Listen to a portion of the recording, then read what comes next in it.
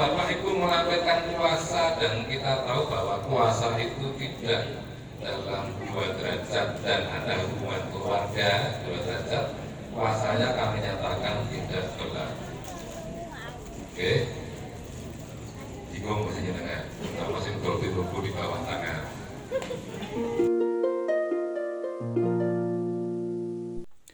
Ketemu lagi dengan saya Stanley Sutrisno di Stanley Sutrisno Channel. Pemirsa yang berbahagia, masih terkait dengan progres pembebasan lahan untuk jalan tol Jogja-Bawen. Bersama ini saya informasikan bahwa di tempat kami di Kelurahan Bawen, Kecamatan Bawen, Kabupaten Semarang sudah mulai dilakukan kegiatan identifikasi dan inventarisasi data fisik dan yuridis dimulai pada tanggal 19 Juli 2022 kemarin sampai dengan jadwalnya sampai dengan tanggal 4 Agustus 2022. Nah, sesuai informasi yang saya dapatkan pada saat sosialisasi pada tanggal 12 Juli 2022 kemarin, saya akan share kepada Anda apa saja yang harus kita lakukan pada saat dilakukan identifikasi dan inventarisasi data fisik dan data yuridis tersebut, juga apa yang tidak boleh kita lakukan ya terutama pada saat identifikasi data yuridis supaya nantinya kita tidak mengalami hal yang tidak sesuai dengan yang semestinya.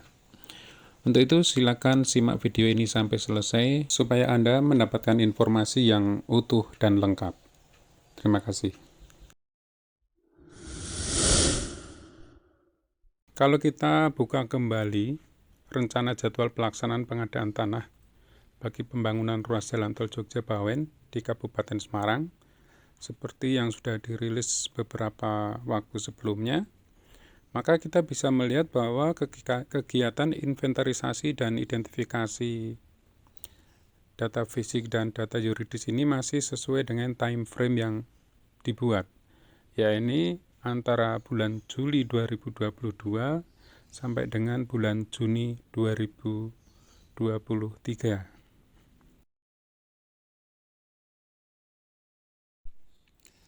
Sebagaimana video saya sebelumnya, yakni pada video tentang sosialisasi, dalam kegiatan inventarisasi dan identifikasi itu ada data fisik dan data yuridis. Data fisik mencakup pemasangan tanda batas dan pengukuran bidang tanah, sedangkan data yuridis meliputi pengumpulan data kepemilikan tanah dan pengumpulan data tegakan tanaman dan bangunan. Terkait data fisik, pemasangan tanda batas atau patok, pemegang hak atas tanah atau yang menguasai tanah diwajibkan untuk menunjukkan batas dan memasang tanda-tanda batasnya dengan ketentuan 1. Penunjukan batas dilakukan oleh pemegang hak atau kuasanya. Yang kedua, pemasangan tanda batas dilakukan berdasarkan kesepakatan pemegang hak yang letaknya berbatasan. Yang ketiga, untuk setiap sudut batas atau garis batas yang sudah permanen, tidak harus dipasang tanda batas.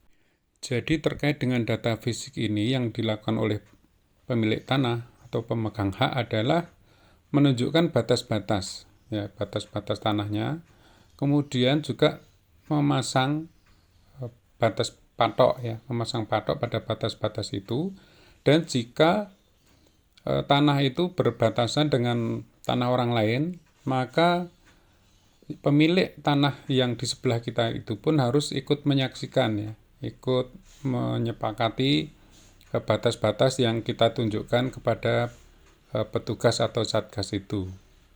Begitu. Untuk pengukuran bidang tanah, nanti pengukuran dilakukan oleh Satgas A, disaksikan oleh pemilik bidang tanah atau kuasanya dan 2 orang saksi, ya. Di sini ada 2 orang saksi.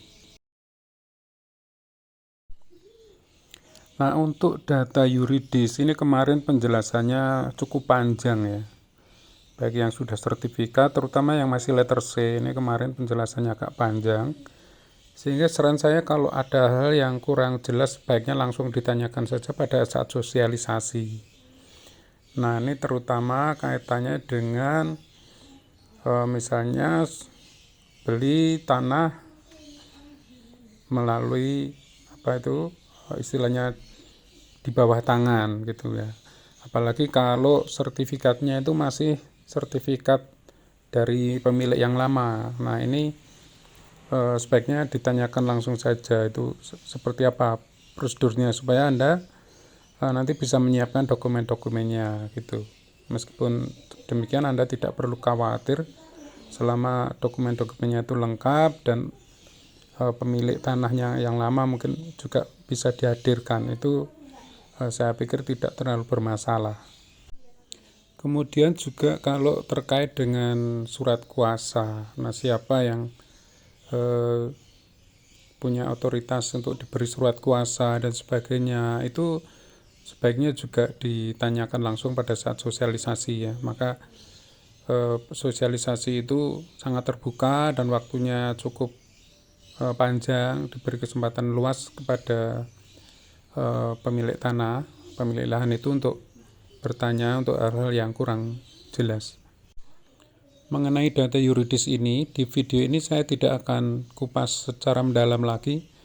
Anda bisa melihatnya di video saya sebelumnya mengenai sosialisasi, inventarisasi, dan identifikasi data fisik dan data yuridis. Dan yang satu lagi yang diwanti-wanti dari pihak BPN kemarin adalah bahwa jangan memberikan dokumen asli seperti sertifikat khususnya ya kepada pihak lain ya, baik itu yang melakukan pengumpulan data yuridis maupun pihak lain yang mengaku-ngaku dari panitia jalan tol atau semacam itu ya. Jadi nanti dokumen asli sertifikat itu hanya diserahkan pada saat penerimaan pembayaran ya. Sertifikat hanya diserahkan pada saat penerimaan pembayaran. Seperti itu ya. Jangan sekali-kali diserahkan sebelum pembayaran. Berikut ini akan saya putarkan potongan audio penjelasan dari pejabat terkait yang kira-kira relevan untuk diputarkan dalam video ini. Sekali lagi terima kasih, semoga bermanfaat. Kemudian kita juga data yuridis. Ini adalah mengumpulkan data kepemilikan tanah Bapak Ibu semuanya. Ya. Ada yang sertifikat, ada yang RC, atau surat-surat lain kita kumpulkan. Pokoknya surat-surat Bapak Ibu yang Ibu punyai dikumpulkan saja. Nah, pertama kita hanya fotokopi saja nih. Jangan serahkan dokumen asli. Pesan saya. Nanti dokumen asli diserahkan pas pembayaran, oke? Jadi jangan sampai nanti ada staf saya atau mengaku-ngaku minta dokumen surat asli penyelengan, tolong ditolak, jangan dilayani, oke? Cukup fotokopi mawon.